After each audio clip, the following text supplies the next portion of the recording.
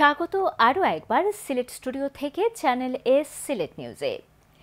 সিলেটে ইনোভেটরের বই বিনিময়ের মাধ্যমে সমাজে আলো ছড়িয়ে দেওয়ার আহ্বান জানানোর মধ্য দিয়ে সিলেটে অনুষ্ঠিত হল ইনোভেটর আয়োজিত বই বিনিময় উৎসব।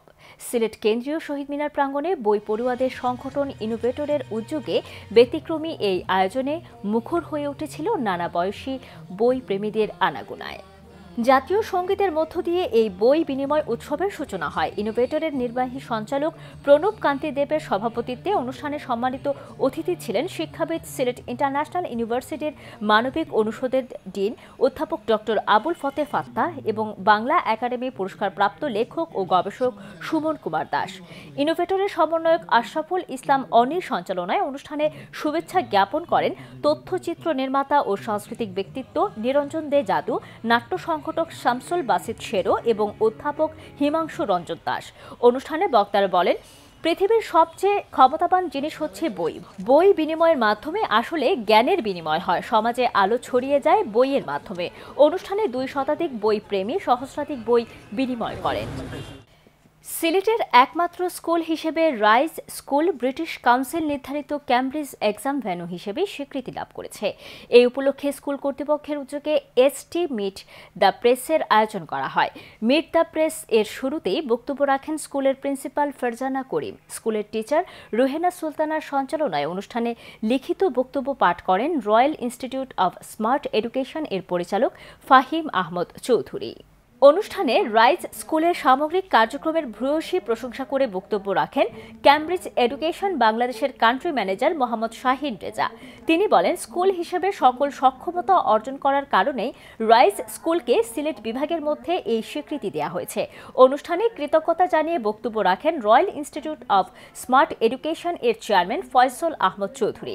এ সময় আরও উপস্থিত ছিলেন vice chairman Mizan Ahmad Chowdhury, MD Golam Rabbani Chowdhury এবং British Council exhibition service manager Mohammad Mesbauddin.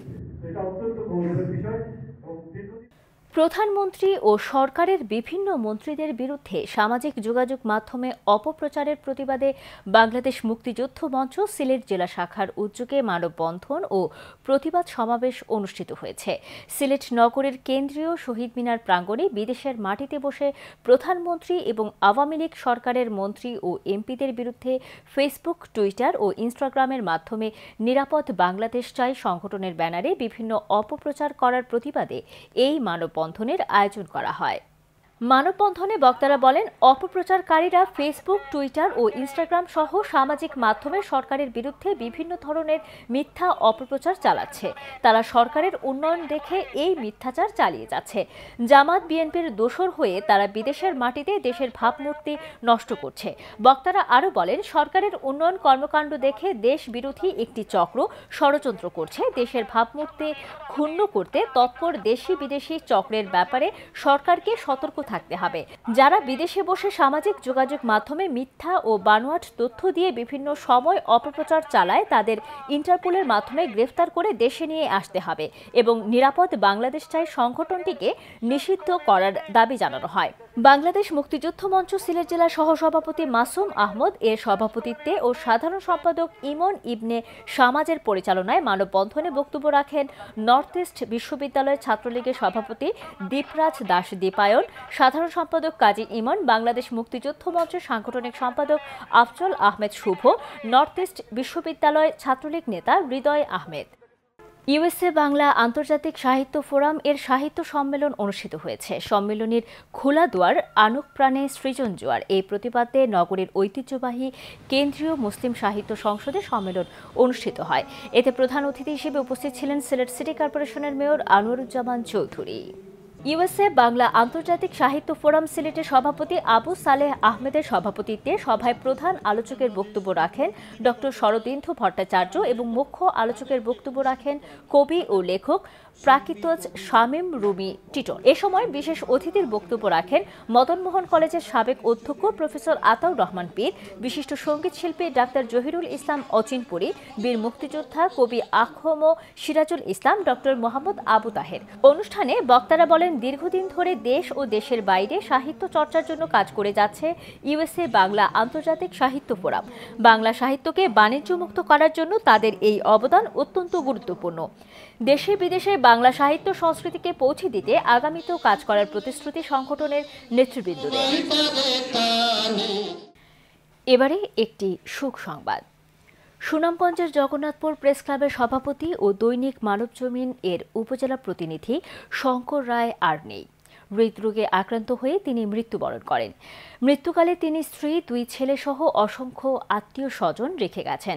নিজ গ্রামের শ্মশান ঘাটে তার শেষকৃত্য সম্পন্ন হয়েছে।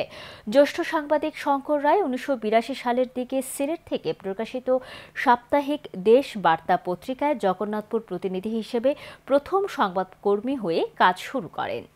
এরপর তিনি জাতীয় দৈনিক খবর, সিলেট বাণী সহ বিভিন্ন ম্যাগাজিনে কাজ করেছেন।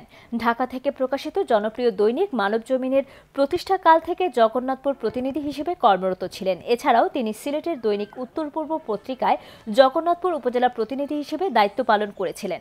প্রবীণ এ সাংবাদিক 1986 সালে জগন্নাথপুর প্রেস ক্লাবের প্রতিষ্ঠাতা অর্থ সম্পাদক ছিলেন।